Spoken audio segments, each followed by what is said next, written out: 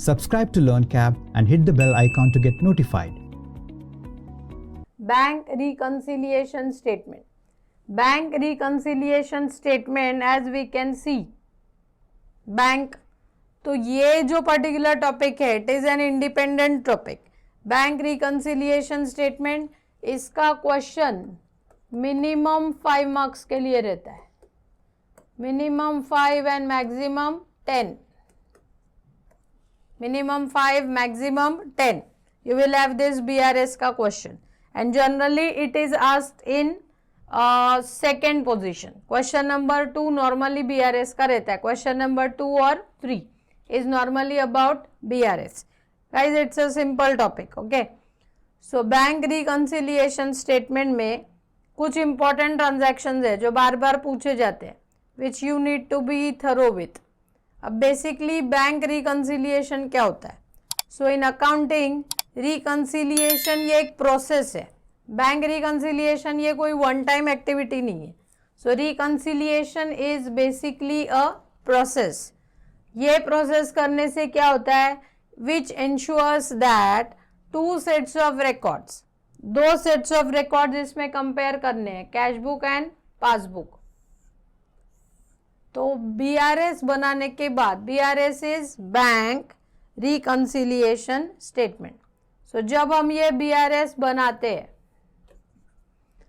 सो क्या इंश्योर हो जाता है कि 2 sets of records, cash book and passbook are in agreement. Now one thing which you remember is ये रिकंसिलिएशन है, नॉट रेक्टिफिकेशन. रेक्टिफिकेशन में क्या रहेगा? हमें एरर्स को सुधारना पड़ेगा. इसमें क्या रहेगा? It is only reconciliation.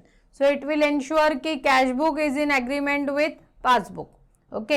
And if there is a difference, cash book और पासबुक में अगर डिफरेंस है तो वो क्यों है वो सिर्फ हमें पता करना है. ओके. अब इसके लिए ऑब्वियसली रिकॉर्ड्स क्या यूज होंगे? Cash book. लेकिन यहाँ पे क्या लिखा है? कैश बुक का बैंक कॉलम, क्योंकि कैश बुक में कैश कॉलम होता है, बैंक कॉलम होता है, एंड इवन डिस्काउंट कॉलम भी रहता है. Okay. So cash column, bank column, discount column and that too on both the sides, receipt side as well as payment side. हमें सिर्फ और सिर्फ कौन सा कॉलम देखना है? Bank column. So we will be seeing bank column of cash book and we will be comparing that column with passbook. Okay. Passbook के columns के बारे में बोलने की जरूरत नहीं, क्योंकि passbook by default bank he provide करेगी. ओके. सो उसमें बैंक कॉलम ही रहेगा. अब डिफरेंस क्यों होता है? It is because of errors. तो कुछ एरर्स रहती है जिनको टाइम एरर्स बोलते हैं. टाइम एरर्स क्या रहता है कि जो डिफरेंस इन रिकॉर्डिंग टाइमिंग की वजह से होता है. So there are some time errors and there are some clerical errors. 2 type का एरर है, time errors and clerical errors. Okay. अब इसमें जब हम टाइम या क्लरिकल एरर्स देखेंगे so temporarily cash book will be identified as C and passbook will be identified as P. तो जब भी हमें कोई इफेक्ट डिस्कस करना रहता है ये सिंपलेस्ट मेथड है कि कैश बुक को C मानने का, पासबुक को P मानने का. अगर हमें लगता है कि अरे ये ट्रांजैक्शन की वजह से तो कैश बुक का बैलेंस बढ़ जाएगा, so you can say C plus, and ये ट्रांजैक्शन की वजह से कैश बुक का बैलेंस कम हो जाएगा तो we can say C minus. Okay. फिर अगर हमें लगा कि ये ट्रांजैक्शन जब होगा इससे तो मेरा पासबुक का बैलेंस बढ़ेगा, यस, तो we can always say P plus. And अगर पासबुक का कम होगा तो we can say P minus. Okay. अब most important part is BRS बनाता कौन है? BRS कस्टमर बनाएगा. कस्टमर मतलब बैंक का कस्टमर है. सो कस्टमर यानी बैंक का कस्टमर, यानी BRS will be prepared by account holder या bank. Yes, BRS is always prepared by customer only. Bank का कोई काम नहीं है इसमें. Okay. Bank will not prepare BRS. अब डिफरेंस क्यों आता है? एरर्स कौन से टाइप का रहता है? एक रहता है टाइम एरर जो डिफरेंस इन रिकॉर्डिंग टाइम के वजह से होता है. दूसरा रहेगा क्लरिकल एरर. ओके. सो पहला मिस्टेक होता है बिकॉज चेक डिपॉजिट तो हो जाता है but it is not clear, उसको एक फ्लोट टाइम लगता है 3 दिन 4 दिन ऐसा। तो चेक डिपॉजिट करते हैं, अगर मैं चेक डिपॉजिट कर रही हूँ मैं उसी वक्त मेरे कैश बुक में लिख दूंगी, हाँ, तो सी विल बी प्लस, लेकिन वो चेक क्लियर होने के बाद ही पासबुक में एंट्री आएगा, तो सी विल बी प्लस। लेकिन जब तक वो चेक क्लियर नहीं होता मेरा पासबुक है वैसे ही रहेगा। इसको हम क्या बोलते हैं कि अरे कैश बुक का बैलेंस बढ़ गया, पासबुक का तो है उतना ही है, so C plus and P will be as it is. Then check issued but not presented for payment, उसके उल्टा ही चेक इशू किया तो पेमेंट वाले चेक इशू होते हैं। सो चेक अगर मैंने इशू किया तो मेरी नज़र में तो बैलेंस तभी कम हो गया, तो चेक इशू करती हूँ तो मैं कैश बुक में लिखूंगी रिसीट्स और पेमेंट्स, ऑब्वियसली पेमेंट, तो मैंने कैश बुक में तो लिख दिया C minus, okay, but my P will be as it is. ये 2 मेन एरर्स है, ये आपको अगर आया तो आपका BRS सॉर्टेड है, मतलब BRS कितने भी मार्क्स के लिए आए उसमें हमेशा ये 2 ट्रांजैक्शन रहते ही है, बिकॉज बेसिकली BRS इसी वजह से ही बनाना पड़ता है, check deposited but not clear and check issued but not presented for payment. तो ये हो गया डिफरेंस इन रिकॉर्डिंग टाइम की वजह से। सो दीज आर कौन सा errors, time errors. Then interest allowed by the bank, bank जब हमें कुछ अलाउ करेगी या कुछ चार्ज करेगी तो इफेक्ट P पे होगा। सो बैंक ने हमें इंटरेस्ट दिया, so P will be plus, जब तक आप पासबुक अपडेट नहीं कराते C will be as it is, so this will be C as it is लेकिन P प्लस। वही interest and expenses, bank charges वगैरह रहता है, interest and expenses charge by the bank, bank को हमारी permission की जरूरत नहीं है, बैंक डायरेक्ट अकाउंट में से ले लेगी उतना। So interest and expenses charge by the bank, तो बैंक ने ले लिया, बैलेंस कम हो गया, P will be minus, so this will be C as it is, P minus। so what you will remember, bank से डायरेक्ट ट्रांजैक्शन हुआ तो इफेक्ट किस पे होगा, P पे, ओके। अगर बैंक का बैलेंस बढ़ाने वाला ट्रांजैक्शन है तो P प्लस, कम करने वाला ट्रांजैक्शन है तो P minus. Direct deposit into bank by customer, customer ने डायरेक्ट अकाउंट में हमारे खाते में पैसे डिपॉजिट किए तो अभी हमारा बैलेंस बढ़ेगा, डायरेक्ट बढ़ेगा मतलब बैंक में बढ़ जाएगा, so P will be plus. P will be plus जब आप पासबुक अपडेट कराएंगे तब आपको मालूम पड़ेगा, so P will be plus and C will be as it is. C मतलब कैश बुक, P मतलब passbook. Then direct payment by bank, bank से डायरेक्ट पेमेंट होगा तो P विल बी माइनस, जब तक हम अपडेट नहीं कराएंगे पासबुक को, यस जी हाँ पासबुक को, जब तक हम बैंक में जाके हमारा पासबुक अपडेट नहीं कराते तब तक C will remain as it is. तो ये कुछ मेजर ट्रांजैक्शंस है, उसमें भी ज्यादा इंपॉर्टेंट ये दो, because these 2 are time errors, okay.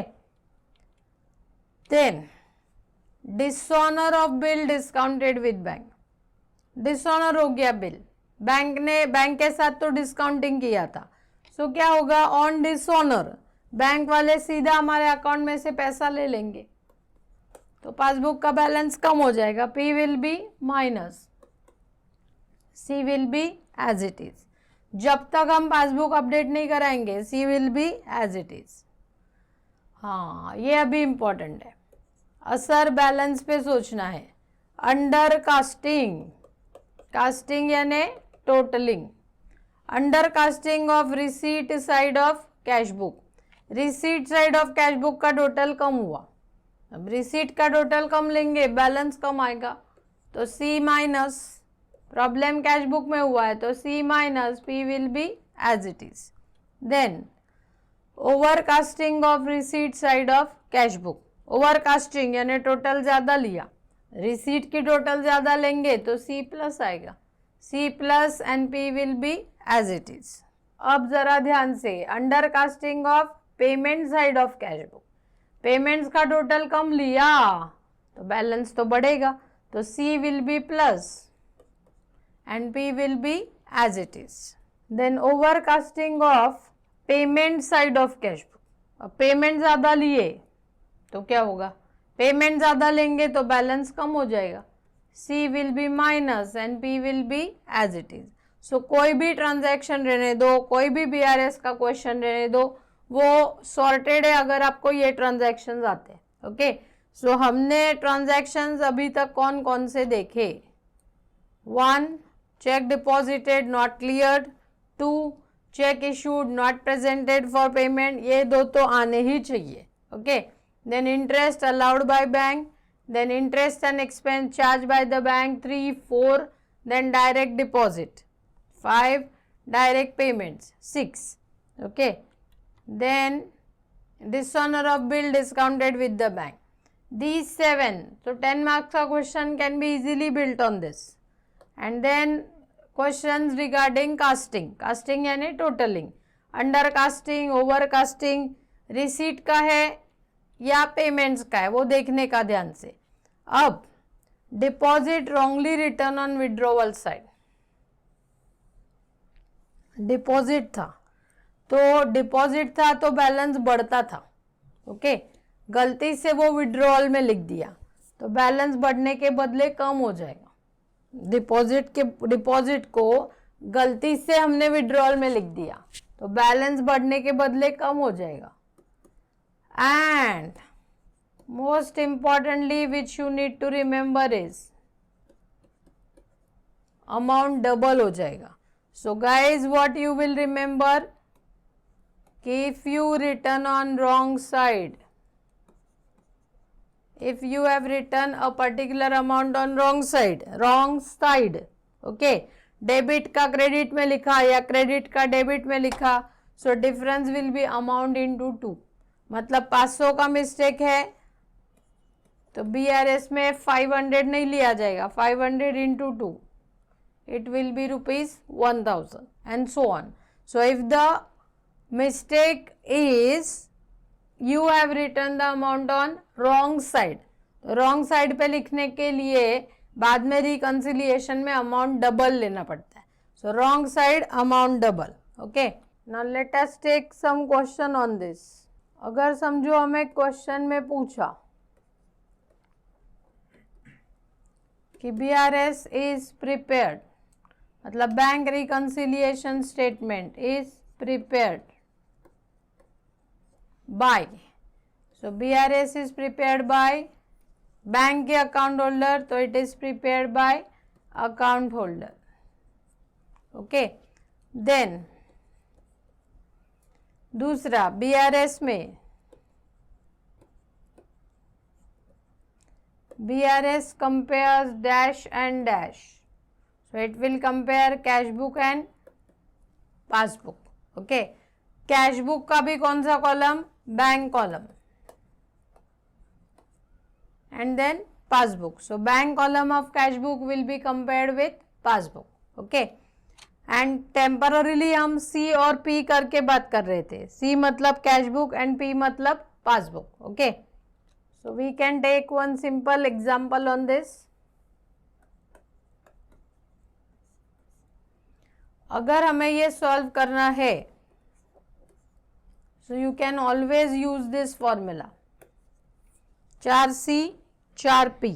Okay, C यानी कैश बुक, P यानी पासबुक. minus as it is, plus as it is, minus as it is, plus as it is. Add, less, add, less. Okay. Balance as per cash book से शुरू करोगे, you will get balance as per passbook. Okay, समझो हमें transaction में बोला है balance as per cash book 60,000 का balance था एंड फिर चेक डिपॉजिटेड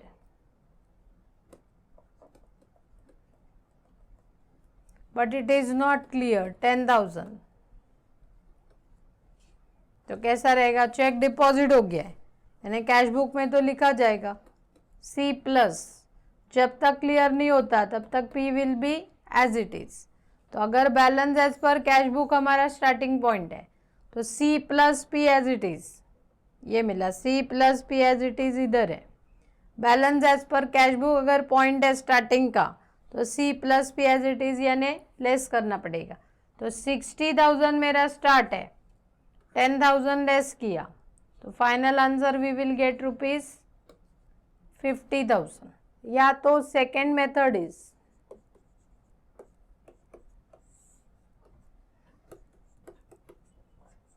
जो हमने अभी डिस्कस किया वो डायरेक्ट BRS है। सेकेंड मेथड में हमें पहले क्या बनाना पड़ेगा, एडजस्टेड कैश बुक, एंड फिर क्या बनाना पड़ेगा, BRS। It is adjusted cash book plus BRS। Okay, so अभी ये कैसे समझेगा कि एडजस्टेड कैश बुक कब बनाने का है, पहले एंड फिर BRS बनाने का। It is very simple. अगर आपके क्वेश्चन में दिया है prepare BRS after amending cash book, तो BRS बनाइए आफ्टर अमेंडिंग कैश बुक या आफ्टर एडजस्टिंग कैश बुक। इसका मतलब पहले ACB बनाने का है। ACB मतलब very simple, ACB is adjusted cash book. So पहले एडजस्टेड कैश बुक बनाने का, उसके बाद you need to prepare BRS। अब एडजस्टेड कैश बुक बनाए तो सब एडजस्टेड कैश बुक में आ जाता है क्या, नो। अगर एडजस्टेड कैश बुक बनाते हो आप तो सबसे पहले सारे errors and omissions, all errors and omissions in cash book वो सॉर्ट आउट हो जाएंगे। फिर BRS के लिए ज़्यादा कुछ बचेगा ही नहीं। सो BRS में सिर्फ और सिर्फ 3 ही ट्रांजैक्शन आएंगे। विच आर दोज, एक रहेगा cheque deposited but not cleared, ये BRS में आता है हमेशा। क्यों, क्योंकि वो कैश बुक में ऑलरेडी आ गया है। So cheque deposited but not cleared. Second will be cheque issued but not presented for payment, cheque issue किया था लेकिन वो अभी तक पेमेंट के लिए आया नहीं। या फिर तीसरा एरर्स बाय बैंक, बैंक का कोई एरर है तो वो देख के हम BRS तो गलत नहीं बनाएंगे, BRS will be prepared as it is. Okay, so अगर आपको बोला भी कि पहले कैश बुक को अमेंड करो फिर BRS बनाओ, तो prepare BRS after amending cash book, तो भी all errors and omission will be taken care in cash book. BRS में सिर्फ 3 बातें आएगी। Which are those 3, I am repeating, cheque deposited but not cleared, cheque issued but not presented for payment, या फिर error by bank. Error by bank भी हो सकता है, जैसे बैंक का एरर अभी होता है, बहुत रेयरली होता है। Wrong debit, wrong credit, these are some examples of bank error only.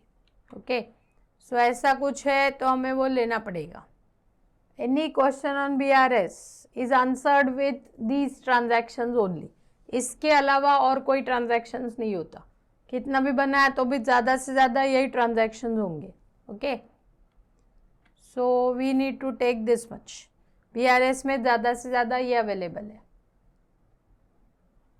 अलग अलग वैरायटी के क्वेश्चंस है even in modules, but maximum इस तरह का पूछा जाएगा।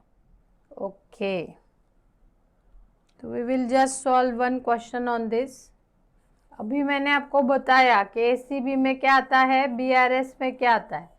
सो फर्स्ट लेवल में हमें आइडेंटिफाई करना है कि ACB में कौन सा, BRS में कौन सा। So I am giving you some transactions and then you need to tell me कि ACB में क्या आएगा, BRS में क्या आएगा।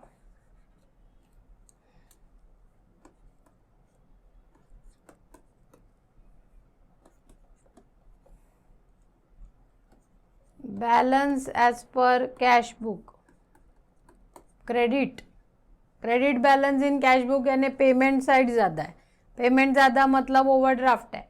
सो balance as per cash book था 60,000 एंड फिर कुछ ट्रांजैक्शंस दिए जैसे cheque deposited but not cleared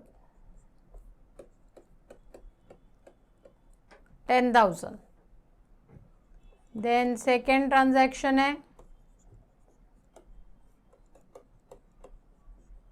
cheque issued 20,000 presented 14,000. Issue 20 का किया था, 14 का प्रेजेंट भी हो गया. So issued but not presented will be how much? Yes, it will be ₹6,000. So BRS का सब्जेक्ट मैटर ये 6,000 होगा. Then direct deposit by customer. Direct deposit by customer in our bank account. Let us say ₹10,000. So अभी prepare adjusted cash book and उसके बाद क्या बनाने का? BRS. So पहले हमें सोचना पड़ेगा adjusted cash book में कौन सा, BRS में कौन सा. So अगर adjusted cash book बना रहे हो सो एडजस्टेड कैश बुक में पहले सब आ जाएगा. अभी एडजस्टेड कैश बुक में क्या आएगा? बहुत कुछ. उससे अच्छा it is easier to remember कि BRS में क्या आएगा. सो BRS में तो सिर्फ 3 बातें आएगी.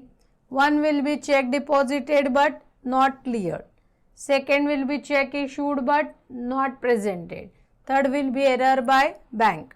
बाकी सब आप एडजस्ट कर सकते हो. सो अभी check deposited but not clear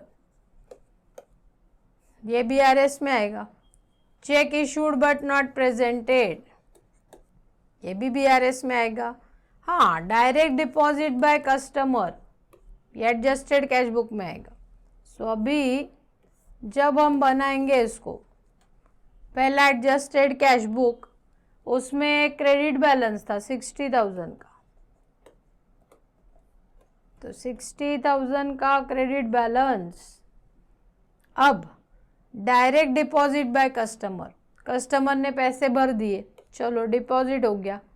to customers account module में कभी कभी दिया है, टू पार्टीज अकाउंट, तो कस्टमर ने भर दिया अकाउंट में 10,000. After this adjusted cash book का भी ओवरड्राफ्ट अभी 60 का नहीं रहा, 10,000 डिपॉजिट की वजह से कम हो गया. सो अभी overdraft is 50,000. So what you need to remember is कि जब हम BRS चालू करेंगे, now it won't be starting at 60,000, it will start at 50,000. अब जब BRS बनेगा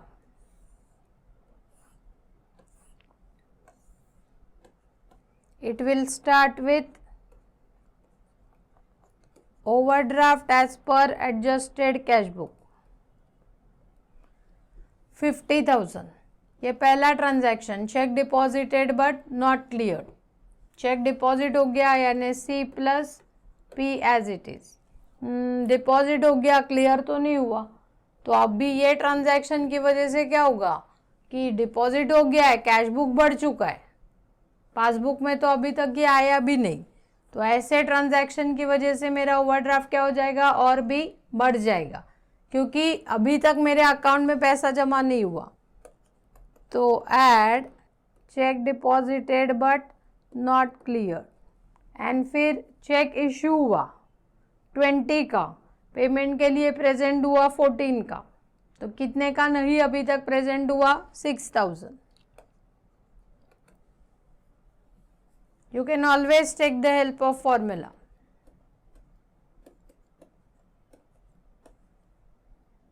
चार C 4 P minus as it is plus as it is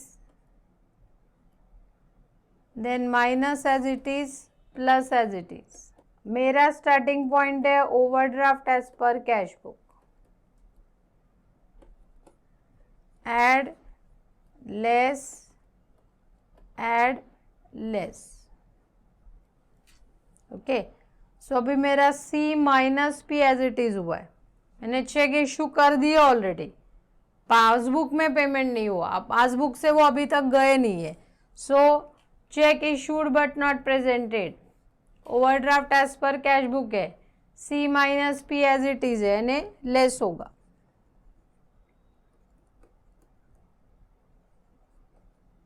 So it is check issued but not presented. So 50,000 में 10,000 add, 6,000 less, 50 plus 10 60, 60 minus 6 will be 54. Okay, so अभी overdraft as per adjusted cash book से शुरू किया था, finally you will get overdraft as per passbook.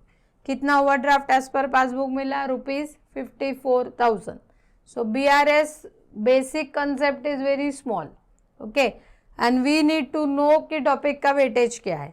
Topic का weightage होगा somewhere between 5 to 10 marks. अगर BRS में कम ट्रांजैक्शंस आए so it will be a question for 5 marks, and अगर BRS के ज़्यादा ट्रांजैक्शन आए, ज़्यादा फिर भी in no case it will be more than those 11 transactions which we have already seen. तो वो 11 ट्रांजैक्शन से रिलेटेड ही ज़्यादातर क्वेश्चन आता है. You can take any example. Okay, so उतना एक बार आपको मालूम है तो you can easily get through, you can easily solve BRS का क्वेश्चन. सिर्फ 2 ही वैरायटी है, वो भी कौन सा 2 वैरायटी वो हमने अभी देखा. Which are those 2 varieties? Yes, direct BRS या फिर adjusted cash book and BRS. Okay, दोनों में से जो आपको इजी लगे वो आप यूज कर सकते हो. ओके, एंड BRS का जो क्वेश्चन है generally adjusted cash book compulsory नहीं होता, बट एडजस्टेड कैश बुक बना के BRS banana it is always desirable. Why? Because adjusted cash book बनने के बाद हमारा कैश बुक जो है वो करेक्ट आता है. यस, सो इम्पॉर्टेंट ट्रांजैक्शंस हमने अभी देख लिए. इम्पॉर्टेंट ट्रांजैक्शंस कौन से? तो उसमें भी 2 transaction most important, cheque deposited not cleared या cheque issued but not presented for payment, ये रहेगा ही. No BRS can be prepared without this. And इसके अलावा अभी मैंने जो फॉर्मूला यूज किया इसमें, just have a look at this formula. Okay, BRS multiple method से हो सकता है, बट उसमें भी क्या है, कोई भी एक बैलेंस हमें दिया रहेगा. Either we will be given balance as per cash book और we will be given balance as per passbook. What we need to remember is कि हमारा स्टार्टिंग पॉइंट क्या दिया हुआ है. ओके, तो स्टार्टिंग पॉइंट पे कॉन्सेंट्रेट करना है. ये तो एंड में जो दिए ये आंसर्स है, तो you need to concentrate on the starting points. So BRS के क्वेश्चन में या तो आपको balance as per cash book दिया होगा, अगर आपकी शुरुआत balance as per cash book से, यानी आप फॉर्मूला के ये साइड पे हो, मतलब C minus P as it is अगर आया तो ऐड करने का, C as it is P plus तो भी ऐड करने का, C plus P as it is less करने का, C as it is P minus less करने का. नाउ इन केस अगर आपका स्टार्टिंग पॉइंट है balance as per passbook, balance as per passbook से अगर शुरुआत है, इसको आप BRS असिस्टेंट बोल सकते हो.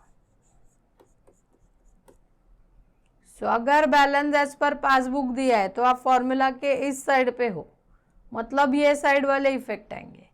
C minus P as it is है लेस होगा, C as it is P plus है तो भी लेस होगा, C plus P as it is add होगा, C as it is P minus add होगा.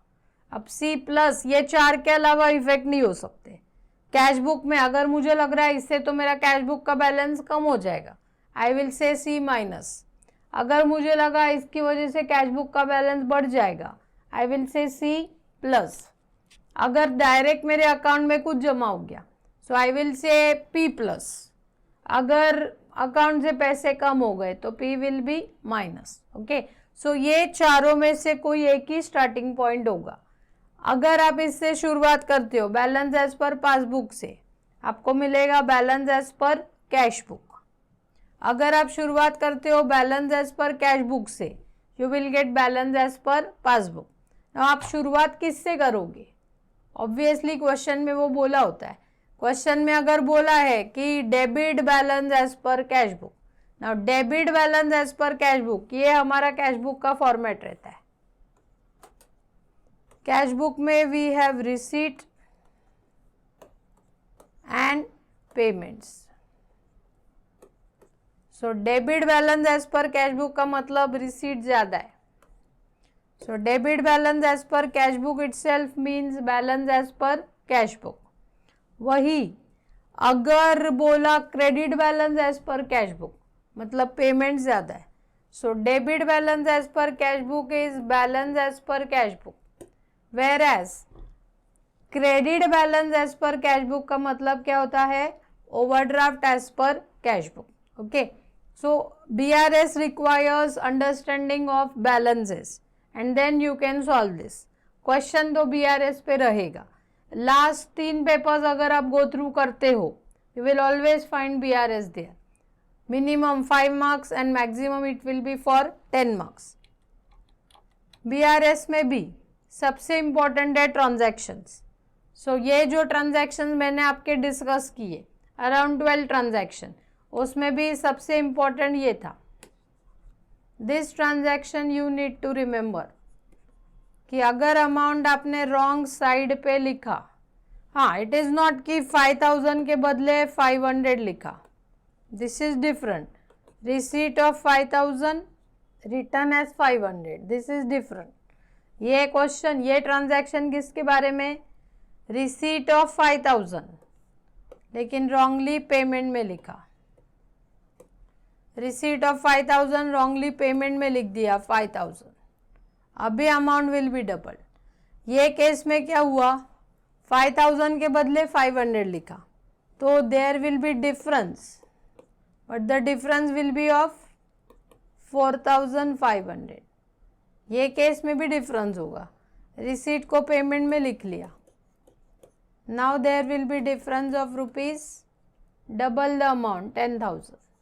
सो अगर आप रॉन्ग साइड पे लिखते हैं, डबल अमाउंट का डिफरेंस होगा. Okay, so just have a quick recap of this कि BRS में हम किसको कंपेयर करते हैं. सो हम कंपेयर करते हैं कैश बुक एंड पासबुक. दो इम्पॉर्टेंट बुक्स जो कंपेयर होंगे, it will be cash book and passbook.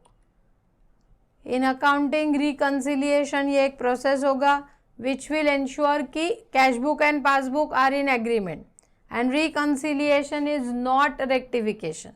reconciliation में अरे इतना अमाउंट इधर क्यों आया, इतना उधर क्यों आया, उससे हमें कोई भी काम नहीं है. ओके, जो है हमको वो सिर्फ लेना है. सो reconciliation है ये, rectification नहीं. Okay, and it is not compulsory always to prepare adjusted cash book. हाँ, but at the end of the year जब BRS बनेगा तो आपको पहले एडजस्टेड कैश बुक बनाना पड़ेगा. सो BRS बनाने की 2 मेथड्स है. पहली मेथड कौन सी है कि आप डायरेक्ट BRS बनाओगे, एंड दूसरी मेथड है कि आप एडजस्टेड कैश बुक बना के फिर क्या बनाओगे? BRS. अगर ये मेथड लेना है सेकेंड वाला, पहले एडजस्टेड कैश बुक और फिर BRS वाला, तो BRS में सिर्फ 3 ही बातें आएगी. Cheque deposited but not cleared, cheque issued but not presented, and errors by bank. Now errors by bank के एग्जांपल है wrong debit given by bank या wrong credit given by the bank, ऐसा. Okay, Subscribe to LearnCap and hit the bell icon to get notified.